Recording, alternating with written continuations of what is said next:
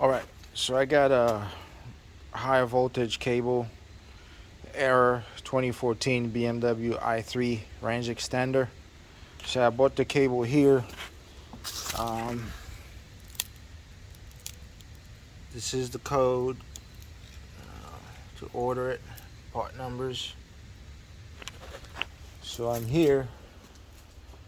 I think it's this cable right here. So I already disconnected the battery.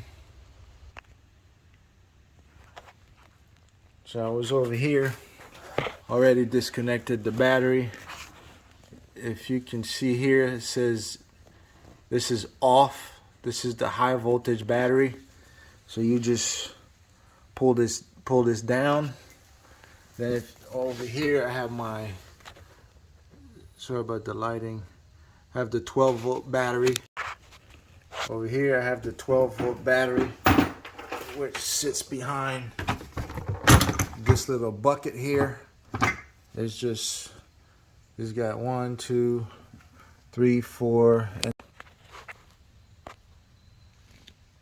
it's got,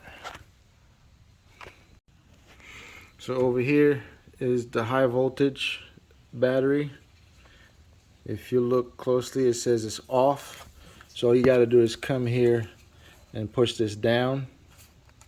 Okay, then we have this little bucket here that has 1, 2, 3, 4, 5, 6 screws. So you take that out. Then you come over here to your battery terminals. This is a 10 millimeter. I already removed it. I already removed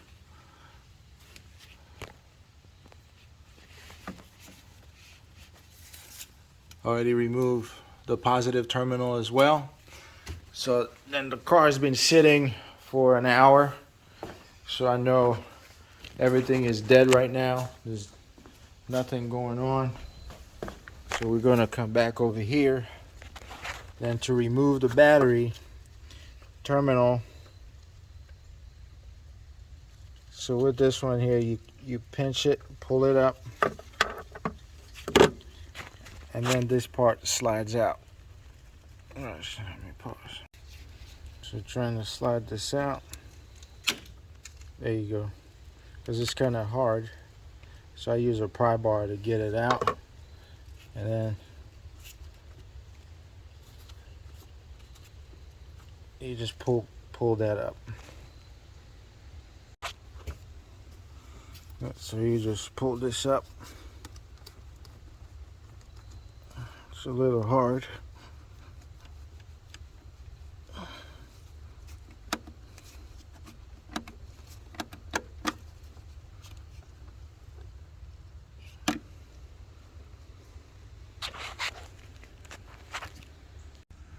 So now I'm on the rear.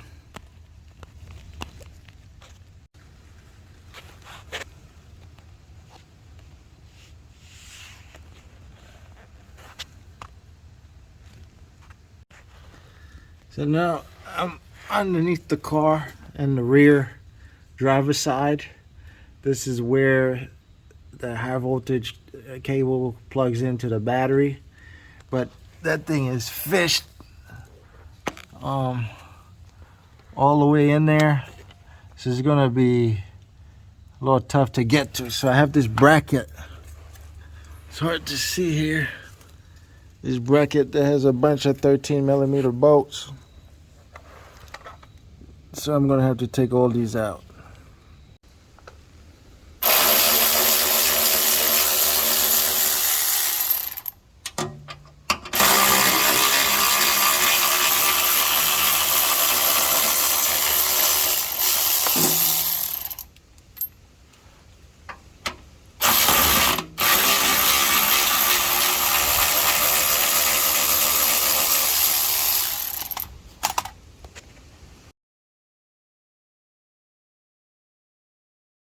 So the one in the middle here is a 17, and the others are 13. This guy is a little bit of a pain to work on, because to remove this shield, you gotta remove this little plastic thing here, and it's got a clip which they put on the inside, which let me try to show you here. Hold on. Which I don't know why. Let me see this clip they put on the, if you can, it's hard to see, there's no light.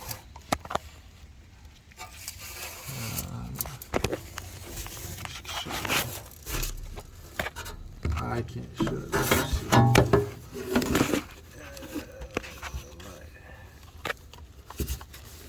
This is a plastic clip. Like this one here, way on the inside. Like, why would they put that way inside here? It's just a pain, man. Just stupid.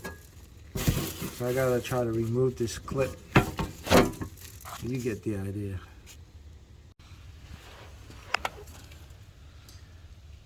So once the cover is removed, it's pretty straightforward because the cable is all exposed. You can see it. So the only hard part is there are 2 screws way inside there, which is hard to show. So that's gonna be the toughest part of the job. Other than that, it's pretty straightforward. So to unscrew the cable, what you're gonna need is a T30. This is a T30, and that's gonna go in here like that. So you have one, you have 2, then you have 2 more up there. It's kind of hard to see.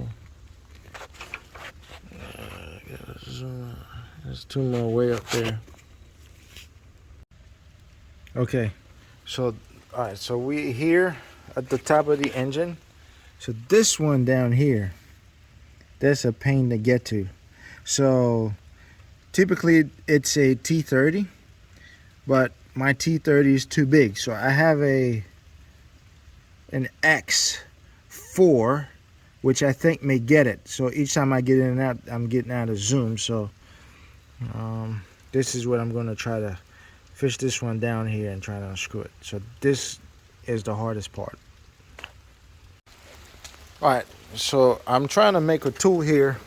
So what I have is a hex 4 at the end of a vice grip into a half inch extension pipe. So I just have it in there. I'm gonna try to tape it so I can get to that screw.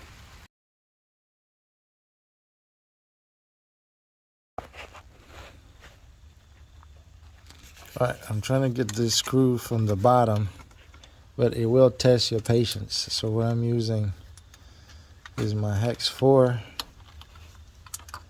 So I'm getting it slowly. Let's see if I can focus.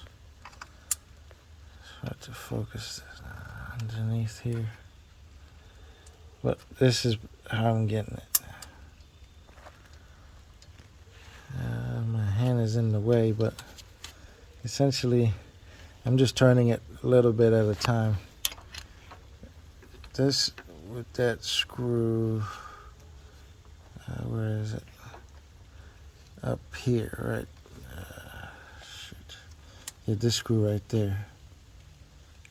So I'm getting it slowly, 1 turn at a time. So it will test your patience, but you can get it. So you put it in there and turn it. Turn, turn. I can't do it with one hand, but that's what I'm doing. I already got the top one. Top one is gone. And I gotta do the second one. From the bottom is the best. All right, y'all. I got them out. Here it is. Loosey goosey. So I just gotta fish it out and then put the new one in. One thing I forgot to mention, when you get over here, this thing has like 2 tabs that are hooked into this hole here. So you just gotta yank it out. Just pull it out and then it comes out. But as you can see, you push it kind of push it up and then you pull it out. But if you really yank on it, you can get it.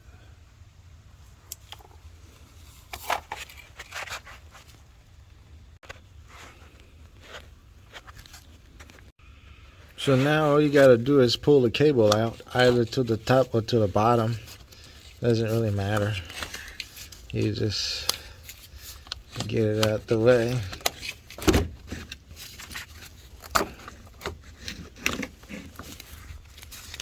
Can't really see here. But you just pull it out, so that's pretty straightforward. Alright, so here are the two part numbers. I think there was an update. Let's see here. So this is the new one, 7640000600C. And then this one, this is the old one, COCB. So there's like a series, slightly different, but I got this straight from BMW. So this is not aftermarket. So this is the old one, high voltage cable. Okay, you can see the part numbers.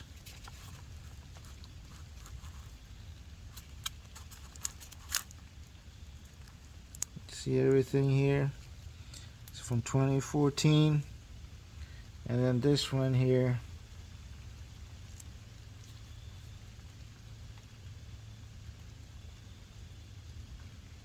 I don't know, but this is what I got from BMW. It's the same part number, but I think this cable here, there was an update to it. If you want to see the top part here, this is the part number, the new one. This is the part number on the old one. So essentially what happened, I went to charge it, and I think there was something wrong with the charger, and I think because it looks like there's probably some kind of fuse in here, and that's when they threw the code. So I think something happened inside here on the old one. I don't know, but yeah. All right, so I tucked everything back in. I put the, it's hard to see that screw. I put the top screw, put this one, we ran it all the way across, put it back in there, ran it back up there, and then now I just gotta tuck this. Oh, it's hard underneath here. Put this back in, okay. Alright, so now this is pushed back in. You gotta lock this back in place, but there you go. That's all the way back in. And then you lock this. Lock this in, make sure it's all the way in. And then you put that little pin back in there.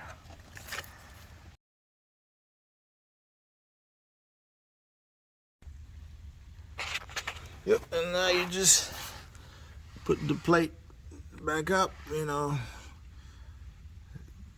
Tie down all the screws. You get this one here. And the T. You know, put this stupid little plastic thing back in. Put the pin in there. And then that's all for the bottom.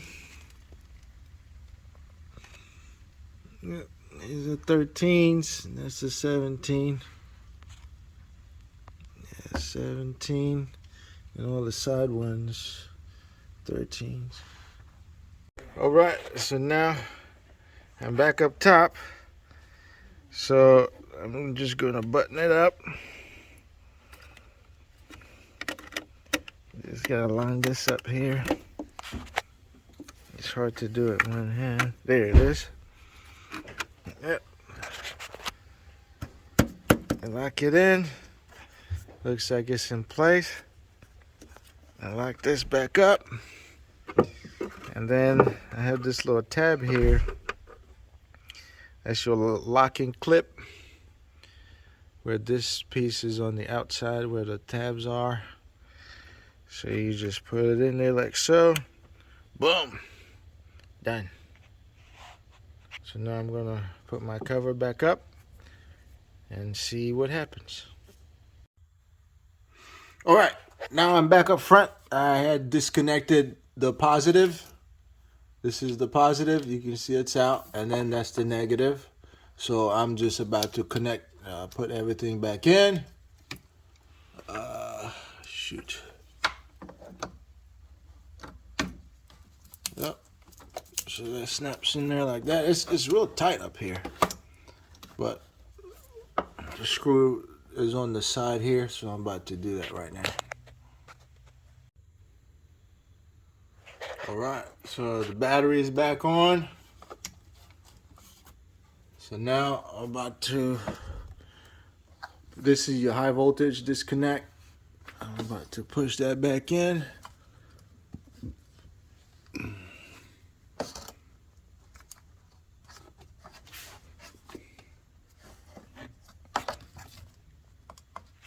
It's hard to do with one hand.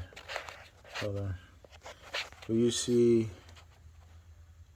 right now it's off. All right, so now to plug this back in, you have to push the tab at the bottom, and then you push it in. See that? Now it's in. Now, you see it says on. All right. So now, to wrap things up, I gotta put this little tray back in there, and we'll be back in business. All right, so now, putting all the screws. I put these screws down here, and I got two over here.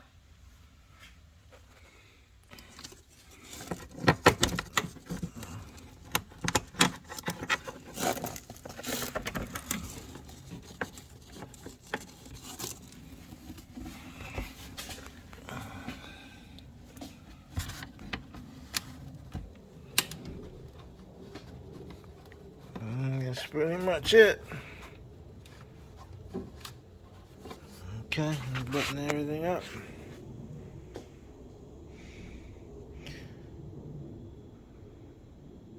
All right. All right, so this is hex 4.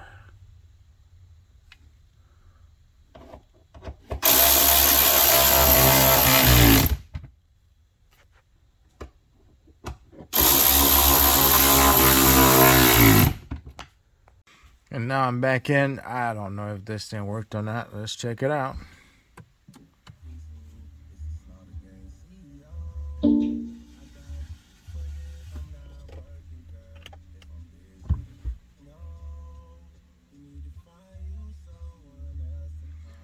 Well, check engine light's still on, so this is not a good sign. Did all that work for nothing. All right, I think we have success here. So the high voltage, right after I put that cable back in, I had to reset. I have a auto-fix code reader, so I had to reset and clear all the faults. So that's why I did it. So the fault did not just go away. I mean, I haven't driven the car yet, but what I did, that cleared the fault, and now it seems to have gone away. Before I tried to clear the fault, and it did not go away. So I'm going to drive it for a couple of days and see if it comes back.